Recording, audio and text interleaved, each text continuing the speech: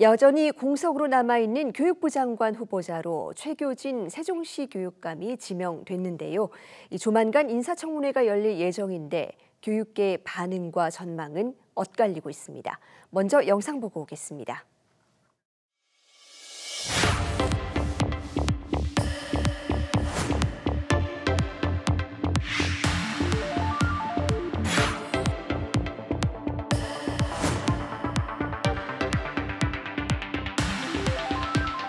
많이 부족하지만 어쨌든 최대한 현장을 찾아다니고 경청하고 소통하면서 최선을 다해서 해볼 생각입니다.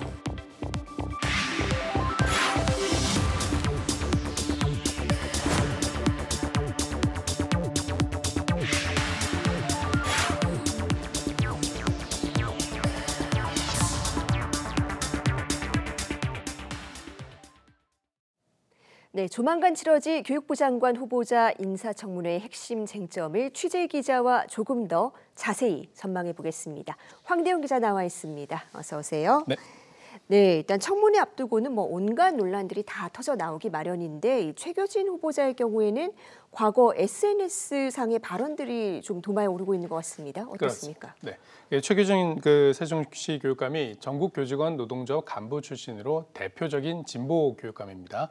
그래서 이제 논란이 되는 SNS 발언들도 주로 민주당이나 진보 진영 인사들을 옹호했던 내용이 대부분인데요.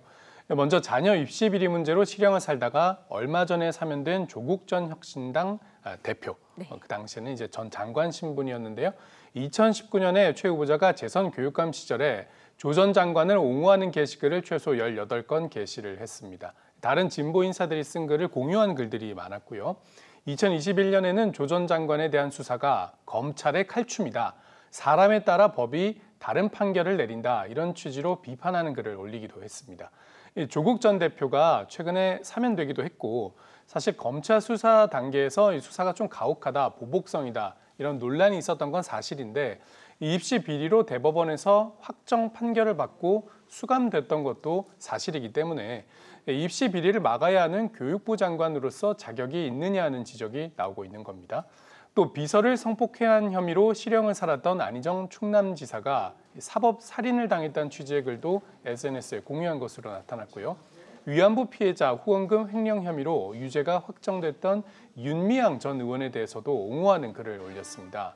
또 2013년 내란 선동과 국가보안법 위반 혐의로 실형을 선고받았던 통합진보당 이석기 전 의원에 대해서도 국정원과 언론이 여론몰이를 하고 있다며 의혹 제기를 부정적으로 평가하기도 했습니다. 이 밖에도 천안함 폭침이 이스라엘 잠수함 때문이라는 음모론을 공유한 사례, 박정희 전 대통령 서거일인 10월 26일을 희화화하는 단어를 사용한 사례도 정치적 편향성을 드러낸 거란 지적이 나옵니다. 최 후보자는 오늘 출근길에 한 언론사와의 인터뷰에서 지금 생각해보면 과하다 싶은 발언이 있을 것이라며 사과드릴 건 사과드리고 청문회 때 소상히 말씀드리겠다라고 했습니다.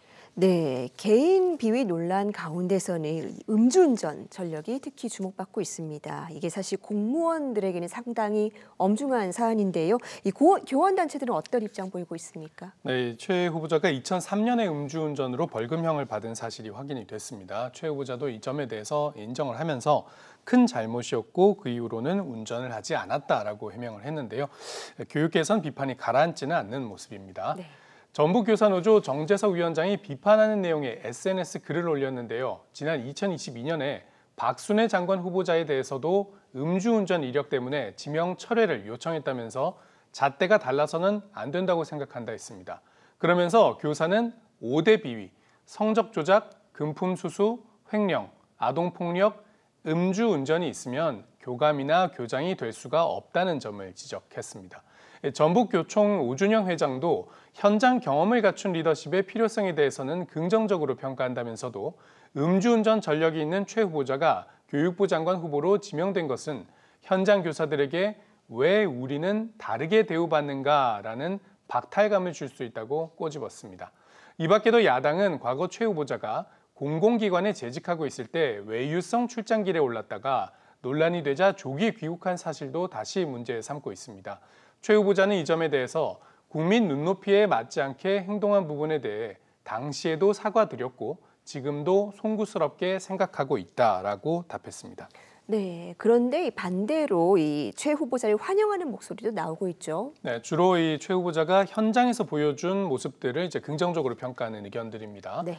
먼저 전국교직원 노동조합은 최 후보자가 현장 교사 출신 삼선교육감으로서 교육 혁신을 이끌 적임자라고 환영했습니다. 최 후보자는 중학교 교사로 시작해서 교육감 자리까지 올라왔는데요. 이 현장 교사 출신 교육부 장관 역대 전체로 뒤져봐도 손에 꼽는 것이 사실입니다. 세종교육연구원도 세종에서 시작된 변화를 전국으로 확산시킬 수 있기를 기대한다라고 밝혔는데요. 대표적인 최 후보자의 성과로 학력 격차 해소, 돌봄 강화, 공교육 혁신, 교육 자치 정착을 꼽았습니다. 또 현장 교사들이 최 후보자에 대해서 좀 긍정적으로 기억하는 것 중에 하나가 서희초 사태 때 보여줬던 모습인데요. 네. 2013년 서희초 교사 49제 당시에 교육부가 참석 교사들을 징계하겠다고 밝혀서 논란이 됐었습니다. 그렇죠. 그때 최 교육감이 공식적인 자리에서 이걸 비판하면서 교사들이 불이익을 받는다면 모든 책임은 내가 지겠다라고 현장 교사들에게 힘을 실어줬던 게 아직도 이야기가 되고 있습니다. 또 세종에서 고등학생이 교원평가 서술형 답변지에 여교사에 대한 성희롱 발언을 써서 해당 교사가 큰 충격을 받았던 교권 침해 사건 기억하실 겁니다. 그때 세종시 교육청 감사실이 조사 과정에서 이 피해 교사에게 2차 가해를 입혔다는 논란이 있었는데 최 교육감이 직접 피해 교사와 1시간 넘게 면담을 하고 공식 사과를 전달해서 이 피해 교사의 상처를 위로했던 점도 교권 회복을 위한 교육감의 적극적인 의지가 확인됐던 사례로 꼽히고 있습니다. 네. 무엇보다 이 전문성이 중요한데 이 정부의 교육 정책을 실현할 어떤 역량에 대해서는 어떤 평가가 나오고 있나요? 아무래도 이 최 후보자 본인이 교사 출신이고 교육감도 3번이나 지냈기 때문에 유초 중등 분야의 전문성은 확실할 거란 평가가 많습니다. 네. 반면에 대학 교육, 고등교육 경험은 없는 상황이라서 전문성이 좀 부족하지 않겠냐 이런 지적도 나오는데요. 마침 이재명 정부의 교육정책 핵심 공약이 이 서울대 10개 만들기, 이 대학 공약 아니겠습니까? 네. 그래서 이제 이걸 잘 해낼 수 있겠냐는 지적이 나오는 것도 사실입니다. 최 후보자의 답변을 직접 들어보시겠습니다. 네. 그 학생들이 자기 지역에서 좋은 대학을 갈 수 있고 그리고 그 졸업한 후에 그 지역에 살 수 있도록 하자는 것 하나와 실제로 전 지역이 수도권 집중 현상을 타파하고 10군데의 지역으로 이런 것을 추구하는 것이 결국은 그 서울대 10개 만들기일 것이라고 저는 생각하기 때문에 함께 가는 것이라고 생각하고요. 그러니까 이게 유초중등 교육과 고등교육이 따로 가는 게 아니다. 같이 가는 것이기 때문에 더 많은 전문가의 말을 듣고 잘 진행해 보겠다. 이런 취지로 답변을 한 걸로 볼 수 있겠습니다. 또 서울대 10개 만들기 같은 경우에는 최 후보자가 국가균형발전위원회 자문위원 출신이기 때문에 그 점을 대통령실도 강조를 했었고요. 다소 부족한 고등교육 전문성을 보완하는 요소로 작용할 것으로 보입니다. 다만 세종시가 사교육 문제가 결코 해결된 지역은 아니거든요. 네. 서울에 이어서 사교육 참여율이 2위, 사교육비가 전국 3위로 꼽힐 정도인데 이 점에 대해서도 최 후보자의 답변 들어보시겠습니다.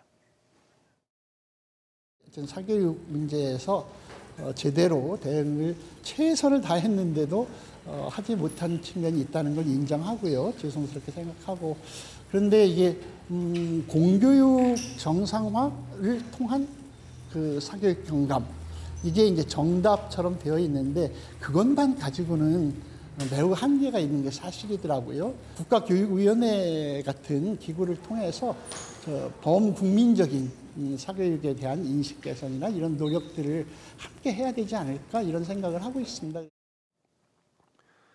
이 밖에도 최 후보자는 AI 디지털 교과서에 대해서는 교육적 활용을 해야 하는 것이기 때문에 교육 자료로라도 최대한 활용할 수 있도록 지원하겠다는 입장을 밝혔고요.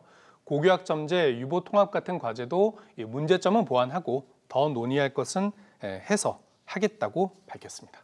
네, 일단은 현장 교사 출신이고 교육 행정에 대한 이해가 밝다는 점이 긍정적인 요인으로 꼽히고 있는데요. 청문회 과정에서 충분한 검증도 이루어질 수 있을지 지켜봐야겠습니다. 황대훈 기자 잘 들었습니다.